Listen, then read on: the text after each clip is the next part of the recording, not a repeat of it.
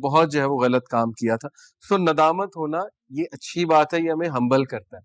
اگر انسان گناہ نہ کرتا تو متکبر بن جاتا، یہ بات یاد رکھیں. لیکن اس کا مطلب نہیں ہم گناہ اب کریں. گناہ ہو جاتے ہیں، اور گناہ جب ہوتے ہیں تو پھر انسان کے لیے ایک لیسن ہوتا ہے، ندامت ہوتی ہے کہ کیسی آکڑ ہے، تم تو گناہ گار انسان ہو. ٹھیک ہے، تو اس لیے ندامت. تیسری جو کنڈیشن ہے determination not to return to the سن.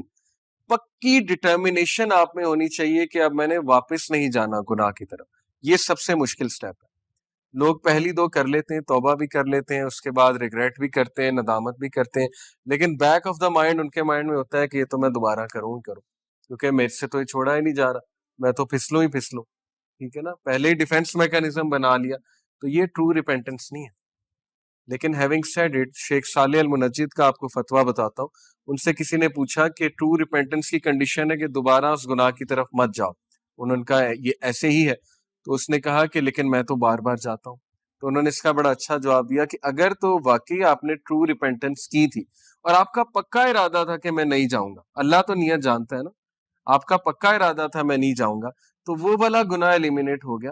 اس کے بعد جب وہ سیم گناہ آپ نے کیا تو وہ نیو سن کاؤنٹ ہوگا. سمجھ رہے ہیں بات؟ یعنی وہ نیو سن ہے. اب اس کی دوبارہ ویسے سے آپ ریپینٹ کریں گے. لیکن اگر بائی پلان ہے کہ نہیں میں کرتا رہوں گا، توبہ بھی کرتا رہوں گا، مذاق بنا لیا، اگر رولز کو، کچھ رولز کو ہم مذاق بنا لیتے ہیں نا، ہمیں ایک چھوٹ مل گئی، لا سمجھ آ گیا، تو انسان بہت چلاک ہے، اس کے بعد اس کو مس یوز کرتا ہے. تو اگر تو مس یوز کریں گے لاس کو تو پھر زیادہ گناہ کے مرتکب ہوں. تو اس لیے یہ بہت امپورٹنٹ سٹیپ ہے. ڈٹرمینیشن پہ لوگ فیل ہوتے ہیں. کیوں فیل ہوتے ہیں؟ وہ پلان نہیں بناتے ہیں، ول پاور نہیں ہے، ڈٹرمنڈ نہیں ہے to leave the sun. Determination کیسے آتی ہے؟ لکھ کے، پلان بنا کے، کسی کو بتا کے، وعدہ کر کے، کسی کو شامل کر کے، پورا انالیسس کر کے.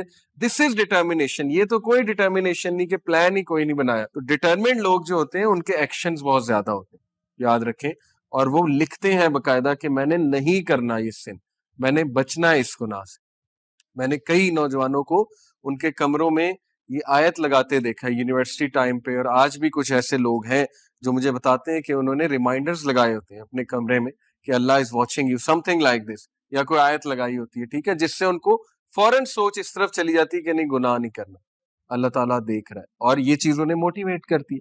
اس کا مطلب ان کی ریپینٹنس ٹرو ہے، سنسیئر ہے، کیونکہ دے آر ڈٹرمنڈ ٹو لیو دا سن. وہ ڈٹرمنڈ ہے گناہ چھوڑنے کے لیے. اوکے، تو یہ سٹیپ بہت مشکل ہے، لیکن یہ بہت زبردست کنڈیشن ہے ٹرو ریپینٹنس کی. اور چوتھی کنڈیشن ہے ریسٹیٹیوشن آف وکٹمز رائٹس اور سیکنگ دیئر فارگیونیس. اگر حقوق و لباس سے ریلیٹڈ ہے گناہ، تو پھر اس بندے کے جس کے آپ رائٹس کو ضمن کر رہے ہیں وہ رائٹس دوبارہ سے دیں اسے، یا اس سے معافی مانگیں. اور اگر you can not find that person, آلدو یہ سچویشن امپاسبل ہے آج کے دور میں، اب تو سوشل میڈیا کا دور ہے. مثال کے طور پہ بچپن میں کسی سے زیادتی کی، آج آپ کو نہیں سمجھ آ رہی، تو آپ جو ہے وہ آپ کو مل بھی نہیں رہا وہ بندہ، تو پھر اس کے بارے میں کہ صدقہ کریں اور ظاہر ہے کہ اللہ سے مغفرت طلب کریں. لیکن یہ پاسبل نہیں ہے، سوشل میڈیا کا دور ہے، لوگ مل جاتے ہیں. تو یہ 4 کنڈیشن. اس کے علاوہ بھی کچھ کنڈیشن جو ہے وہ اسکالرز نے بیان کی، وہ بھی بتاتا ہوں آپ کو. ایک اور کنڈیشن یہ ہے کہ جو گناہ ہے it should be given up only for the sake of Allah. یہ سنسیئر ریپینٹنس، اللہ کے ڈر سے گناہ چھوڑا جاتا ہے نا، یا اللہ کو راضی کرنے کے لیے.